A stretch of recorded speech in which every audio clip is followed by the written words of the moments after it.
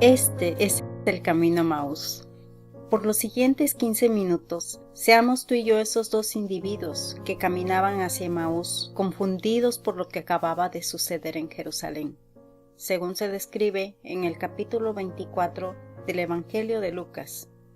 Igual que ellos, tal vez tú y yo nos encontramos hoy como tanta gente enfocados en los acontecimientos del día. Nuestra atención tal vez esté en los problemas de hoy. Sabemos que crucificaron a Jesús de Nazaret y nos pesa, es más, nos duele, pero seguimos nuestro camino sin verdaderamente entender lo que realmente sucedió y lo más importante, de qué forma nos afecta de manera personal. Caminantes alrededor del mundo, bienvenidos a Camino a Maús, un programa dedicado a la reflexión sobre las revelaciones puestas por escritores de la historia y pasadas por alto por generaciones enteras y por la gran mayoría de quienes estudiamos la palabra. Iremos en el camino, tú y yo, pero no lo haremos solos. Nos acompañará el gran Maestro, quien nos revelará con claridad sus enseñanzas. Andemos paso a paso junto al Nazareno en el camino hacia Emaús. Bienvenidos a una nueva edición del Camino a Emaús. En los próximos 15 minutos reflexionemos en algo muy básico y a la vez muy complejo. Una de las primeras cosas que nos enseñan en Kinder es contar hasta 3. 1, 2, 3. Es muy fácil y hasta un niño pequeño lo aprende en cuestión de minutos. 1, 2, 3. 1, 2, 3. Fácil, sí, fácil, pero tal vez no tan sencillo. Leo del libro de Mateo, capítulo 12, versículo 38. Entonces respondieron algunos de los escribas y de los fariseos diciendo: Maestro, deseamos ver de ti señal. Él respondió y les dijo: La generación mala y adúltera demanda señal, pero señal no le será dada, sino la señal del profeta Jonás. Porque como estuvo Jonás en el vientre del gran pez 3 días y 3 noches, así estará el Hijo del Hombre en el corazón de la tierra 3 días y 3 noches. Si fuéramos en el camino a Emaús y Yeshua nos explica este pasaje, ¿qué nos diría? Primeramente, reflexionemos en el pasaje.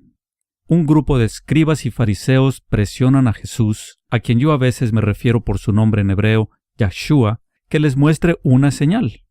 ¡Inconcebible! Yeshua ya había resucitado a una niña, había regresado la vista a ciegos, una mujer había sanado tras años de enfermedad de flujo de sangre con solo tocar el cordón de su manto, había alimentado a 5,000 con 2 panes y 5 peces, había curado a un paralítico, etcétera, etcétera, etcétera.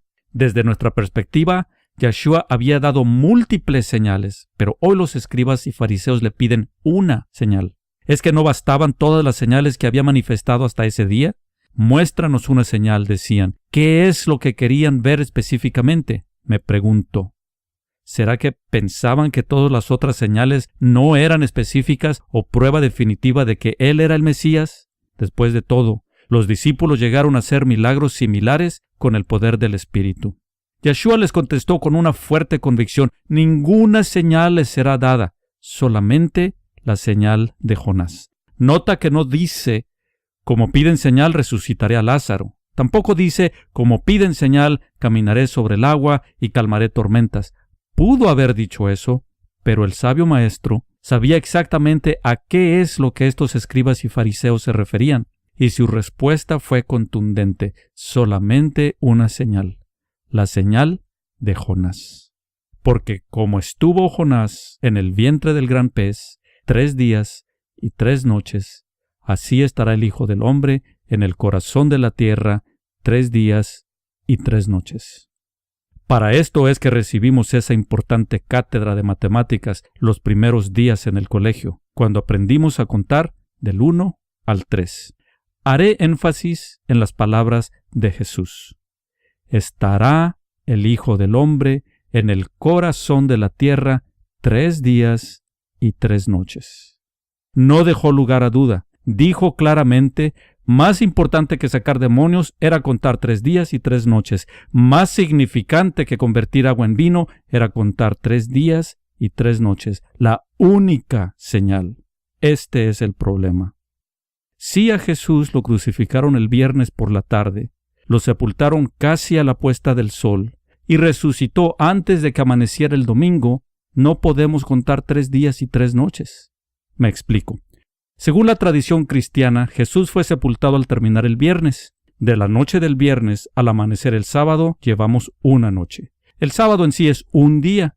Terminando el sábado, para amanecer el primer día de la semana, nos da la segunda noche. Hasta aquí llevamos un día y 2 noches, y de acuerdo a esta cronología, ya resucitó.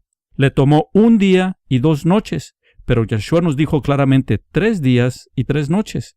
¿Qué pasa aquí? Una de dos, o Yeshua nos mintió, o aquí hay gato encerrado. Hasta un niño de kinder sabe que de la puesta del sol del viernes al amanecer del domingo no se pueden contar 3 días ni 3 noches.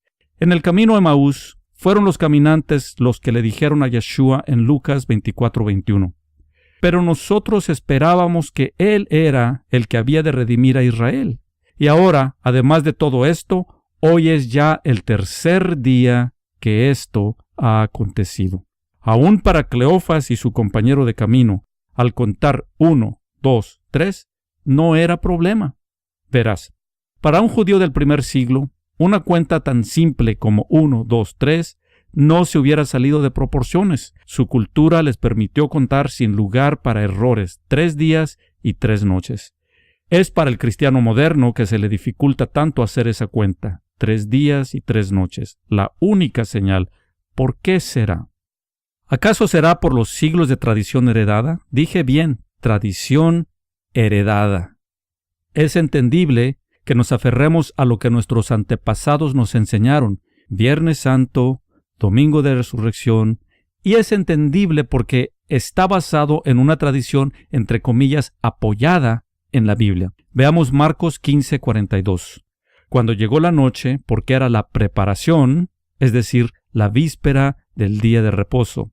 Lucas, en el capítulo 23, versículo 54, dice, era día de la preparación y estaba para comenzar el día de reposo. Y Juan, capítulo 19, versículo 42, dice, allí pues, por causa de la preparación de la Pascua de los judíos, y porque aquel sepulcro estaba cerca, pusieron a Jesús.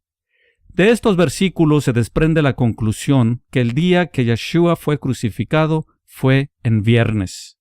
Por supuesto que para arribar a esa conclusión a primera vista lógica, hay que entender que los judíos del primer siglo eran fieles observantes del 4º mandamiento. Acuérdate del día de reposo para santificarlo. 6 días trabajarás y harás toda tu obra, mas el 7º día es reposo para el Señor tu Dios. No hagas en él obra alguna, ni tú, ni tu hijo, ni tu hija, ni tu siervo, ni tu criada, ni tu bestia, ni tu extranjero que está dentro de tus puertas. Porque en 6 días hizo el Señor los cielos y la tierra, el mar y todas las cosas que en ellos hay, y reposó en el 7º día. Por tanto, el Señor bendijo el día de reposo y lo santificó, como lo encontramos en Éxodo capítulo 20, los versículos 8 al 11. Es decir, en los tiempos en que Jesús vivió en esta tierra, la sociedad judía trabajaba 6 días y descansaba el Shabbat o sábado. De hecho, siguen obedientes a ese mandamiento aún en el siglo XXI. No se referían al resto de los días de la semana por nombre, sino por número. Primer día, segundo día, etc., como se encuentra en el relato de la creación de los primeros 2 capítulos de Génesis. Marcos dice que era la víspera del día de reposo. Y Lucas dice, estaba para comenzar el sábado. ¿Qué día viene antes del sábado? Parece muy claro. El viernes. Parece.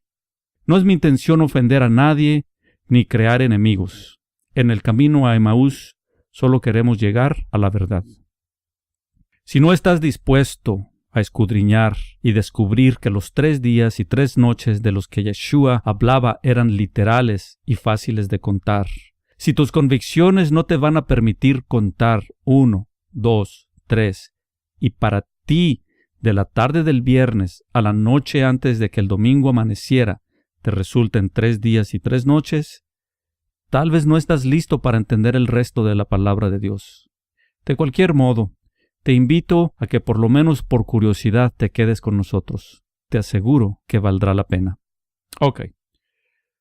Nos quedamos en que, en primera apariencia, lo enterraron en viernes porque Marcos y Lucas mencionan que estaba por comenzar el sábado. Juan, sin embargo, aporta información adicional. Volvamos a leer Juan, capítulo 19, versículo 42. Allí pues, por causa de la preparación de la Pascua de los judíos, y porque aquel sepulcro estaba cerca, pusieron a Jesús. Nota que también dice preparación, pero agrega de la Pascua de los judíos. Pudiéramos preguntar entonces, entonces, ¿cuál era? ¿Preparación para el sábado o preparación para la Pascua? Parece que los evangelistas no se pusieron de acuerdo y se contradicen. Nuevamente, pensar que hay contradicción es debido a la influencia de la tradición heredada. La clave está en el hecho que era la Pascua de los judíos. Para el mundo cristiano, con una forma de pensar greco-romana, cuando oímos la Pascua, pensamos en Viernes Santo y Domingo de Resurrección. Hay quienes incluso lo relacionan con huevos de chocolate puestos por una coneja. Pero el autor de este libro era un judío del primer siglo. Juan, el discípulo amado, como judío del primer siglo, era observante de las fiestas de Dios. Esas fiestas que aún no habían sido saboteadas, las fiestas que sus ancestros habían observado por siglos de acuerdo al mandamiento. ¿Cuáles fiestas? Bueno, en este caso, la fiesta de la Pascua. Entonces, para poder entender con claridad, hay que quitar de nuestros ojos las gafas o las vendas de la tradición. ¿Estarás listo para estudiar la única señal de que Jesús es el Mesías, sin la contaminación de la tradición? Para desmenuzar desde la perspectiva hebrea lo que quiso decir Yeshua, necesitaremos analizar tanto la fiesta que se celebraba esa semana, tan importante, como la misma historia del profeta Jonás. Ten la seguridad que aprenderás a contar del 1 al 3 sin necesidad de justificar tu respuesta, sin agregar ni quitar, tal como lo dijo Yeshua, 3 días y 3 noches. En el siguiente episodio haremos un análisis de la fiesta de la Pascua como se celebraba en tiempos de Jesús. Te aseguro que será riquísimo en contenido y muy ilustrativo. Si deseas estudiar antes de nuestro siguiente programa, puedes adelantar leyendo el capítulo 23 del libro de Levítico. De antemano, te agradecemos el tiempo invertido. Es nuestro deseo que seas grandemente bendecido. Juntos o por separado, llegaremos a Emaús y comeremos con el Maestro y veremos su rostro y lo reconoceremos. Que el Señor te bendiga y te proteja. Que el Señor te mire con agrado y te muestre su bondad. Que el Señor te mire con amor y te conceda la paz.